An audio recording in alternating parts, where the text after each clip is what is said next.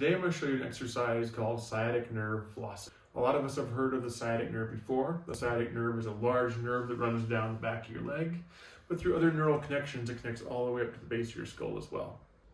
So the concept of nerve flossing is you want to take that long nerve, you want to move it back and forth through the channel the nerve runs through to reduce adhesions and reduce irritation around that nerve.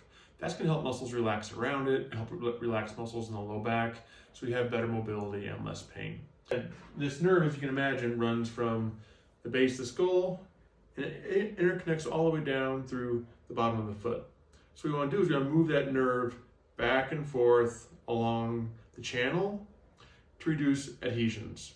What we don't want to do, and we'll show you when we show you the stretch, so we don't want to just stretch the nerve because that'll cause more stress and more irritation and be very painful. So when we're doing this exercise, we're just going to be sitting on the edge of a chair or a bed, or wherever this works for you. But your legs need to be hanging off. Like we mentioned before, we have two attachment points. We have an attachment point that comes all the way down into the leg, and an attachment point at the base of the skull. The key is to create tension on one end of the nerve and relax the other end of the nerve. So if we're looking at the lower part of the body, in order to create tension on that sciatic nerve at the bottom of the body, we're going to bring the leg up and we're going to point the toe back, bring the toe back towards you.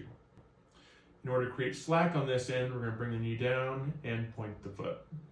At the top, in order to create tension, we're going to look down, and when we want to relax that end, we're going to look up. So the first step is going to be coming up, toe back, and looking back towards the ceiling. Then we're going to relax the leg comes down, point the toe, and we're going to tuck the chin to create tension at the top. Come back, toe points towards you, look up towards the ceiling, and then relax the knee, point the toe down, and tuck the chin to create tension at the top. So when we're doing this exercise, there's a few key points we want to remember. First off, we don't want to create tension at both ends of the nerve. That'll create irritation. So we don't want to come up with our leg, point toe towards you, and tuck chin. All right? We don't want to do that movement because that can create irritation, that can create pain. When you are doing this exercise properly, start off slowly. Do about 10 to 15 reps one time per day to begin with to get movement in that nerve.